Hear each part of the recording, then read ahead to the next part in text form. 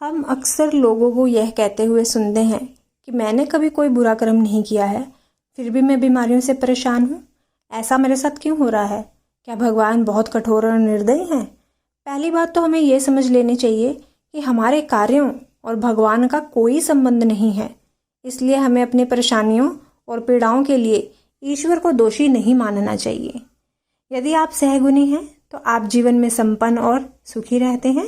यदि आप लोगों को सताते हैं या पाप कर्म करते हैं तो आप पीड़ित होते हैं और तरह तरह की बीमारियां आपको कष्ट देती हैं। हमारे कार्यों का हम पर निश्चित रूप से ही असर होता है। कभी हमारे कर्मों का प्रभाव इसी जन्म में तो कभी अगले जन्म में मिलता है, लेकिन मिलता जरूर है। हरे कृष्णा, राधे राधे।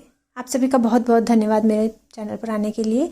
आज की वीडियो का विषय है कि हमारे पाप कर्म और हमारी पीड़ाएं, किन किन कर्मों से हमें कौन कौन से जो कष्ट हैं, कौन कौन सी बीमारियां लगती हैं, वो इस वीडियो में जानेंगे।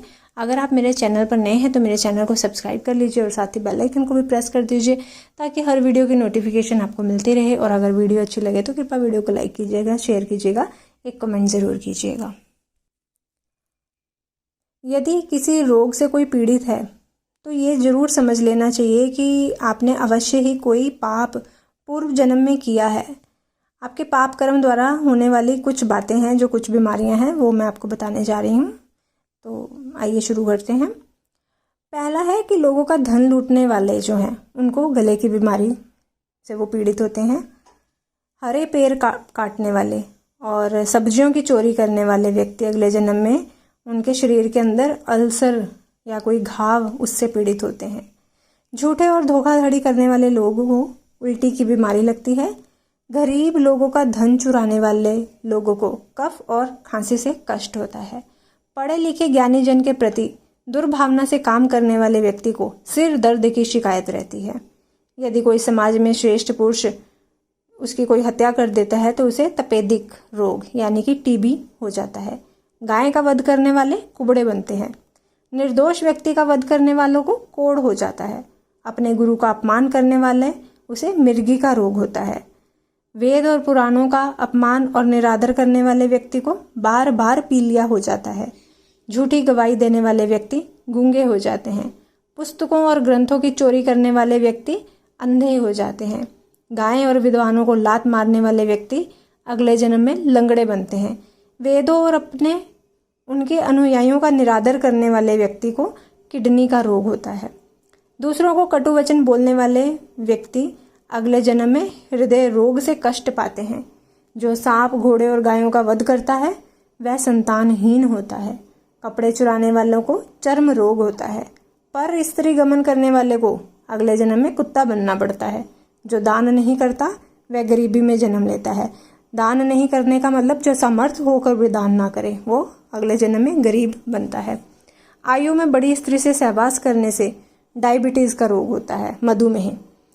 जो अन्य महिलाओं को कामुक नजरों से देखता है उसकी आंखें कमजोर हो जाती हैं। नमक चुराने वाला व्यक्ति चींटी बनता है। जानवरों का शिकार करने वाले बकरे बनते हैं। जो ब्राह्मण होकर भी गायत्री मंत्र नहीं पढ़ता वो अगले जन्म में बगुला बनता है। जो ज्ञानी और सदाचारी पुरुषों को दिए गए अपने वचन से मुकर जाता है वह अगले जन्म में गीदड़ बनता है। जो दुकानदार नकली माल बेचते हैं वे अगले जन्म में उल्लू बनते हैं। जो अपनी पत्नी को पसंद नहीं करते हैं वे खच्चर बनते हैं। जो व्यक्ति अपने माता पिता और गुरुजनों का निरादर करता है उसकी गर्भ में ही हत्या हो जाती है। मित्र की पत्नी से संबंध बनाने की इच्छा रखने वाला अगले जन्म में गधा बनता है। मदिरा का सेवन करने वाले व्यक्ति भेड़िया बनते हैं। जो स्त्री अपने पति को छोड़कर दूसरे पुरुष के साथ भाग जाती है वह घोड़ी बनती है। तो ये सारे वो कर्म हैं जिनका हमें कभी ना कभी भुगतान बीमारियों के रूप में करना पड़ता है।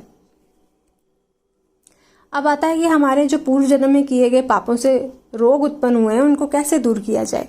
तो उनका निराकरण करने के लिए हम दवाइयाँ, दान, मंत्र, जप, पूजा, अनुष्ठान हम कर सकते हैं। केवल यह ही नहीं, हमें गलत काम करने से भी बचना चाहिए, तभी हम पूर्व जन्म के कृत पापों के दुष्प्रभाव से मुक्त हो सकेंगे।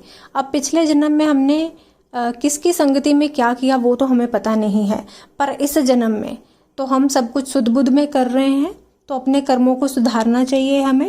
हमें भूल से भी कोई ऐसी भूल नहीं करनी चाहिए कि जिनका हमें भुगतान किसी भी बीमारी के रूप में करना पड़े।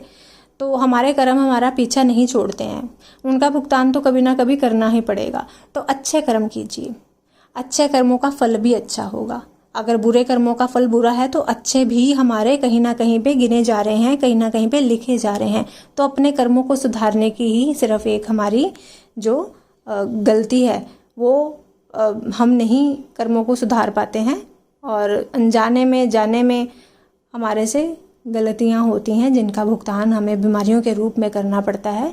तो इन सब से बचना चाहिए। अगर आपको मेरी जानकारी अच्छी लगे या आप मेरी जानकारी से संतुष्ट हैं तो कृपया वीडियो को लाइक कीजिएगा, शेयर कीजिएगा।